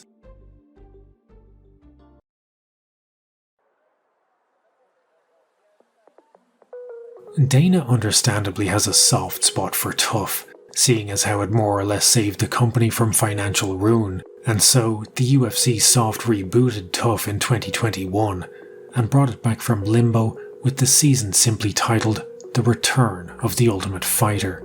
But this was a return in much the same way as this guy returns mice to me. To go back to our Simpsons comparison from 10 hours ago when this video started, the latter series of The Simpsons are often referred to as Zombie Simpsons. The brains behind its golden era have all left. There is no creativity or passion left in its mouldering bones. It simply shambles ceaselessly onwards based on its name alone. The soft reboot of Tough was the show well and truly entering its zombie arc.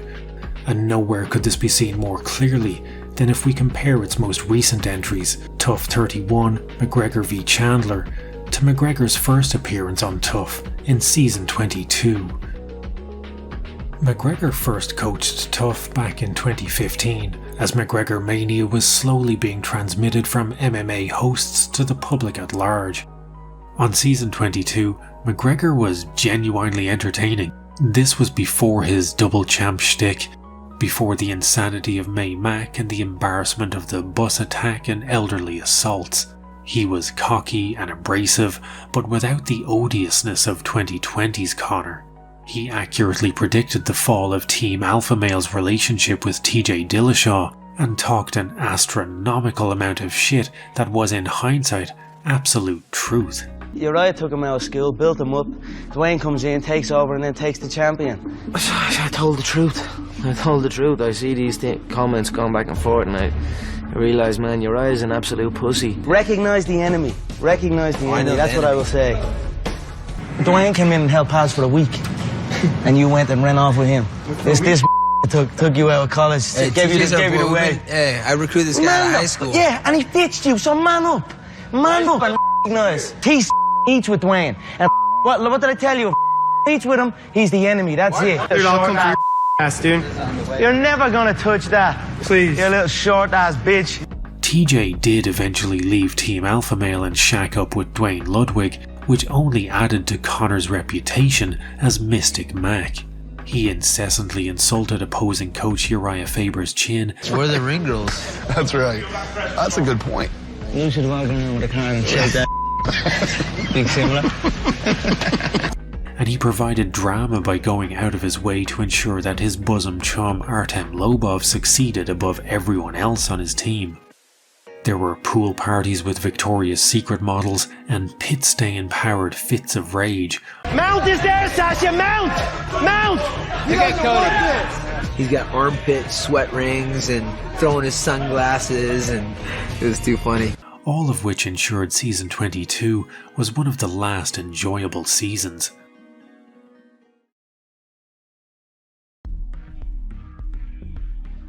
Season 31, by contrast, is bereft of anything that could even remotely resemble entertainment.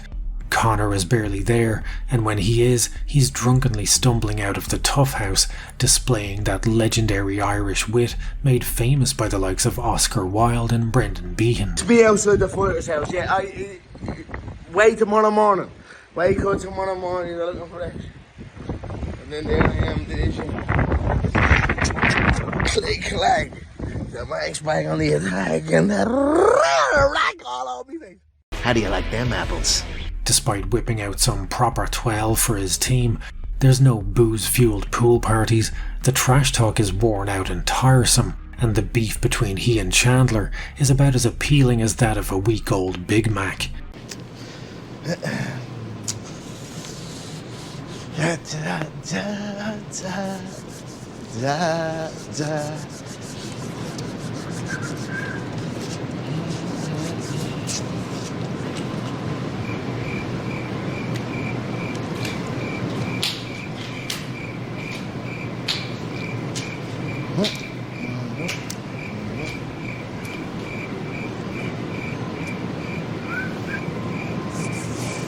Every episode falls into the same routine of fighter A and B telling a sob story and playing home movies, and if I wanted to watch crappy home movies while someone cries in the background, I'd visit my parents more often. Season 22 debuted to over 622,000 viewers. Season 31 debuted to less than half of that, with only 294,000. Viewership declined further with every episode. Not even the UFC's Golden Goose could save the series. By 2023, the quality of tough winners had gone downhill faster than the boulder of Sisyphus. While the show had given us champions like Michael Bisping, Rose Namajunas and Rashad Evans, in recent years it had produced far more Jesse Taylors than Kamaru Usmans. Season 30 winner Juliana Miller has had 1 win and 2 losses since her UFC debut. Tough 28 winner Juan Espino is 1-1 since winning the show and hasn't fought since 2021. Mike Trezano from season 27 is 3-3 since winning the show and hasn't fought in almost a year. The most recent winner, Brad Katona, is the first man to ever win the Ultimate Fighter twice, and while that may sound impressive, all it means is he wasn't good enough to cut it in the UFC the first time around. While it still shambles onwards, in every other facet of its existence, Tough is dead.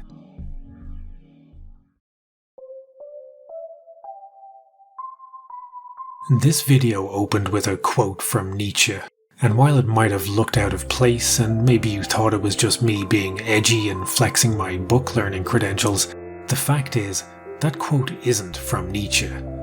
It's from Spy Kids 2. A quote that profound has no business being in a movie about child spies, and the reason I put this quote at the beginning of the video was an attempt to make the point that sometimes even the stupidest forms of entertainment can contain something meaningful. The Ultimate Fighter is a stupid show about stupid people doing stupid shit, but for some of us, it was our gateway into MMA. Maybe it's what inspired you to start training, or maybe you just got invested in the sport and found your favourite fighter thanks to stumbling across the show on Spike TV one night. Maybe you bought a sick tap-out shirt thanks to Tough, or maybe you have fond memories of watching Tough with a parent or partner or friend who isn't there anymore. Maybe it was Tough that introduced you to Kimbo Slice or Rampage Jackson, or maybe you could see something of yourself in the struggles of characters like Junie Browning. Tough's best days are done. It will never again have the impact of Season 1, the body horror hijinks of Season 8, or the comedy double act of Season 10. The formula has been changed to the point that whatever magic it had has long since dissipated and simply cannot be recaptured. Tough has always been stupid. It's not deep, it's not meaningful, it's a stupid show about stupid people doing stupid things. And yet, an ugly tap-out shirt and some chain-link graphics can inspire a nostalgia in me that few other things can. And if you've watched this far, I imagine it can for you too.